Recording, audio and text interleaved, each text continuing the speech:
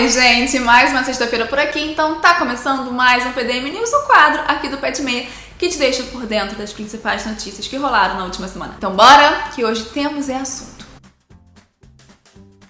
Começando falando daquela baixaria que é a CPI da Covid-19. Gente, foi o que eu falei no PDM News da semana passada. Sinceramente, de verdade, eu acho que dali não vai sair nada não. Essa semana, finalmente, o ex-ministro da Saúde, o Eduardo Pazuello, deu o seu depoimento, falou que o Bolsonaro não interferiu na sua agenda. E aí o Bolsonaro, obviamente, ficou muito feliz com isso, né? Elogiou ele. Só que um levantamento feito considerou aí 15 mentiras do ex-ministro. E aí, com base nisso, vai ser pedido indiciamento por crime de falso testemunho. E aí, apesar do ministro Ricardo Lewandowski do STF ter concedido o habeas corpus para que o Pazuello tivesse o direito, né, de ficar calado ali em silêncio na CPI se ele se sentisse ameaçado, e sim, gente, ele teve esse direito que na minha cabeça, na minha opinião, não faz o menor sentido. Só de solicitar esse direito, pra mim, já indica ali uma culpa no cartório, né?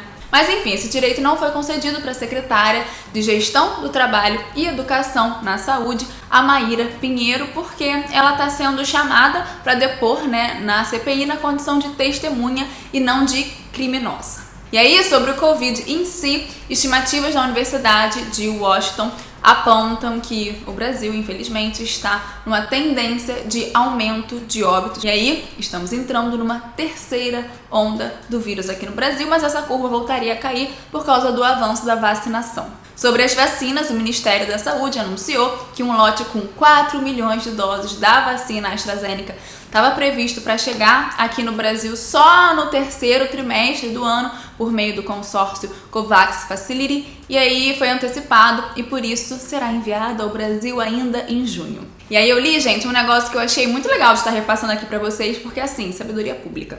As vacinas contra o coronavírus, elas não impedem de contrair o novo coronavírus.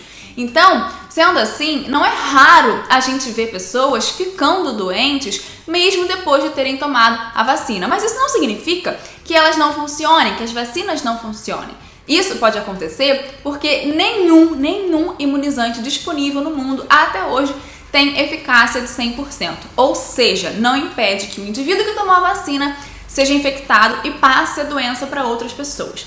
Mas, pelo menos, elas evitam aí os casos mais graves de doença, né, que levam à morte, à intubação. E aí, seguindo na linha das tragédias que a gente vê por aí pelo mundo, né, vamos falar sobre a faixa de Gaza. Gente, sendo muito honesta e sincera com vocês, eu fui entender melhor essa semana o que estava rolando. E nossa, que dó, que confusão. O conflito entre israelenses e palestinos já existe, há muito tempo, mas o gatilho para esse novo episódio que tá rolando por agora teve origem nas ameaças de despejo de famílias palestinas de um bairro fora dos muros da cidade velha de Jerusalém. E aí, resumindo essa história para vocês, que é assim, gente, antigaça, procurem saber mais sobre ela, pelo plano de partilha da ONU, na fundação do Estado de Israel em 1948, Jerusalém devia ter sido dividida em duas partes, o lado oriental, palestino, e o lado ocidental, o dos israelenses. E aí esse bairro que, assim, gente, desculpa, eu não vou me arriscar a falar esse nome por aqui, fica na parte palestina, só que a Justiça de Israel determinou que as famílias palestinas fossem expulsas de lá porque eles consideram que os judeus que entraram na justiça, né, tinham a posse desse terreno, porque lá atrás, quando os judeus ficavam espalhados pelo mundo, né, eles começaram a comprar terras, né, daquela área. Então eles estão reivindicando que hoje ainda aquela área pertence a eles. Enfim, gente, eu assisti um vídeo aqui no YouTube que, assim, me deu uma luz, me esclareceu bastante sobre o assunto, e eu vou indicar e deixar ele para vocês aqui nos comentários para quem tiver interesse e quiser se inteirar melhor sobre esse assunto, que, assim, é muito importante, né, é muito atual.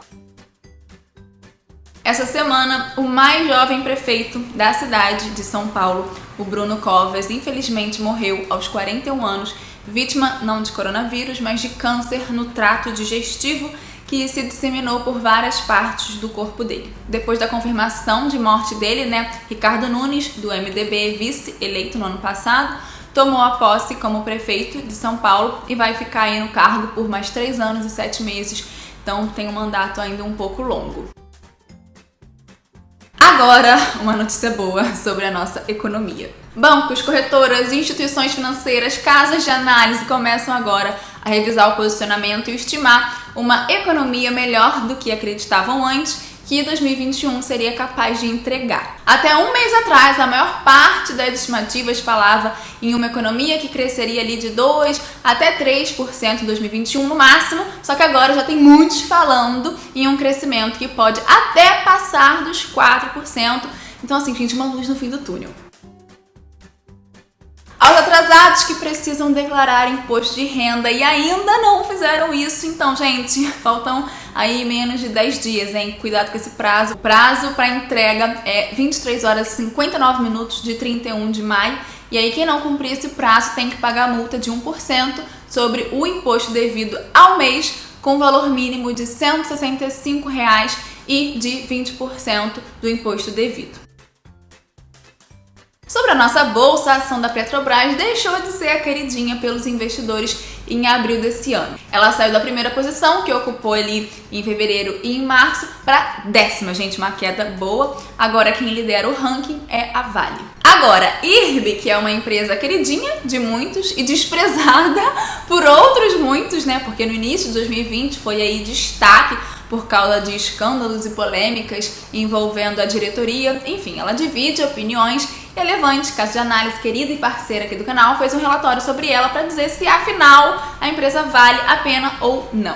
Eu vou deixar esse relatório, o link para vocês baixarem esse relatório aqui na descrição, é de graça, baixem para saber desse caso, se vale ou não a pena botar IRB na carteira.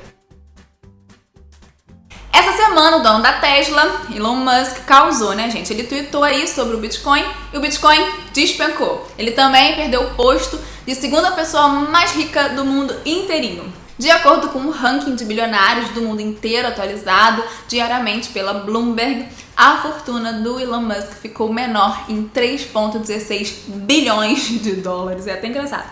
E passou a somar um total de 161 bilhões. E aí, com isso, ele foi ultrapassado por pouco, mas por muito pouco, pelo francês Bernard Arnault, presidente da Louis Vuitton. O primeiro da lista continua sendo o Jeff Bezos, o dono fundador da Amazon.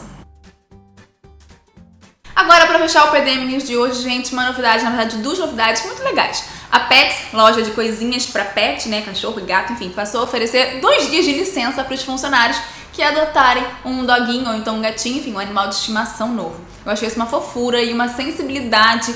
Eu amei essa notícia. Segunda coisa, na corrida ali pela liderança entre os serviços de streaming, tivemos o anúncio da fusão entre Warner e Discovery. A ideia é se unir, né, obviamente, para estar conseguindo competir com a Netflix e até com a Disney, né, que são os dois principais players desse mercado. E essas foram as principais notícias dessa semana de maio. Sábado que vem estamos de volta, agora se liguem porque o PDM News sai aos sábados. Mas aí, gente, se inscreve no canal porque antes disso tem muito vídeo pra sair, muita coisa boa pra rolar, muitas novidades por vir, tá bom? Aproveitem o final de semana, um beijo bem rico em cada um de vocês e até a próxima. Tchau!